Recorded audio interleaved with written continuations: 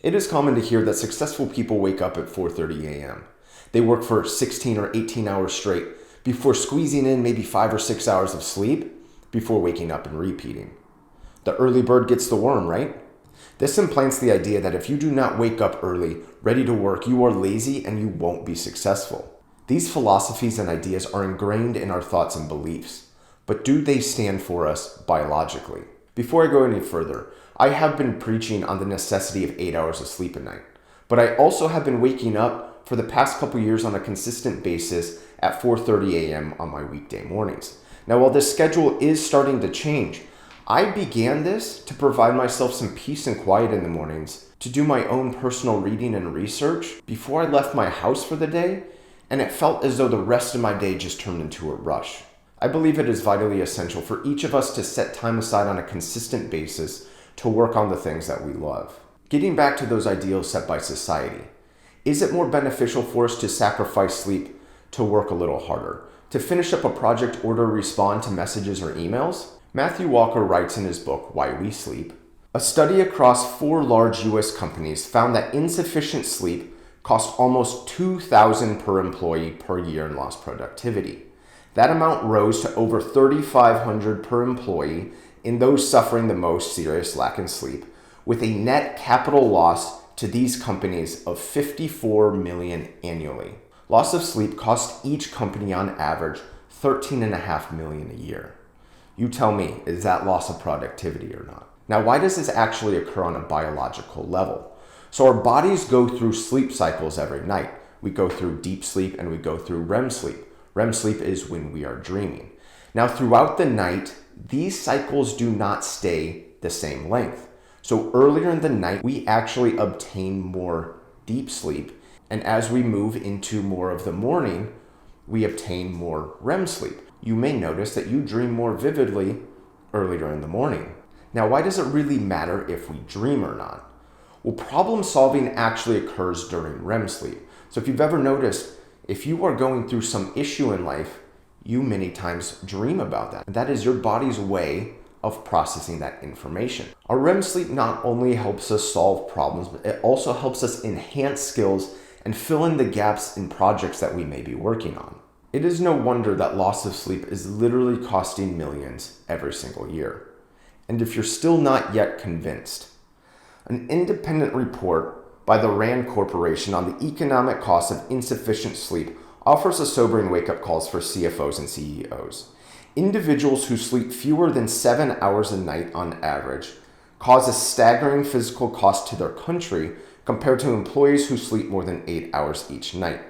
Inadequate sleep cost America and Japan $411 billion and $138 billion each year, respectively.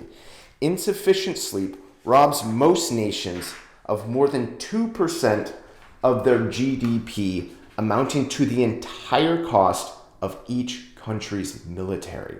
I think now it is safe to say that for the productivity of individuals, for major corporations, and even countries as a whole, it is ideal for individuals to obtain 8 hours of sleep as many nights as possible. Now for the next question.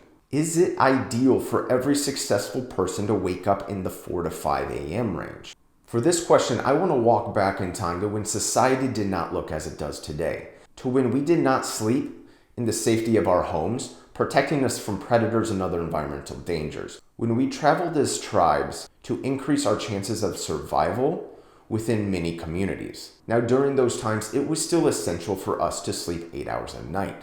However, it would not be ideal if everyone was unconscious for the same 8 hours. So the tribes who survived were the ones who had individuals on different sleeping schedules. While there may still have been some sleep time overlapping, let's say my preference is to sleep from 8 p.m. to 4 a.m., but my buddy's preference is to sleep from midnight to 8 a.m. Our chances for survival have just significantly increased with those 4 extra hours of being alert every single night. So now I'm not going to call him lazy for not waking up at 4 a.m. anymore. Instead, I'm going to thank him for staying awake later and keeping me safe so I can sleep peacefully. These differences in sleeping patterns is called circadian rhythm. And the circadian rhythm helps to determine when you want to be awake and when you want to be asleep. but it controls other rhythmic patterns too. These include your time preferences for eating, drinking, your moods and emotions, your core body temperature, your metabolic rate, and the release of numerous hormones. We humans have not evolved at the same rate as the progress within society. So on a biological level, we are still designed to sleep at various times, meaning it is more ideal for you to discover your own circadian rhythm versus trying to fit into whatever norms society has placed on us. Now, here's one of the greatest benefits to the COVID pandemic we just went through. Many of us were provided the opportunity to set our own schedules or work remote, giving us more freedom to choose how our schedules are set up day in and day out. We even see companies like Google who work with more flexible schedules with their employees and also provide quiet areas and nap pods to give their employees the rest they know is required to work on the highest and most productive level. Even NASA has been allowing their pilots to nap since the early 1990s because they recognize the benefits that come along with sleep. When I was in the Navy, I remember that the pilots were required to sleep 8 hours before flying a mission. Now, I recognize this is significant because as someone who did not work a job that required that same mental capacity, they did not care at all how much we slept.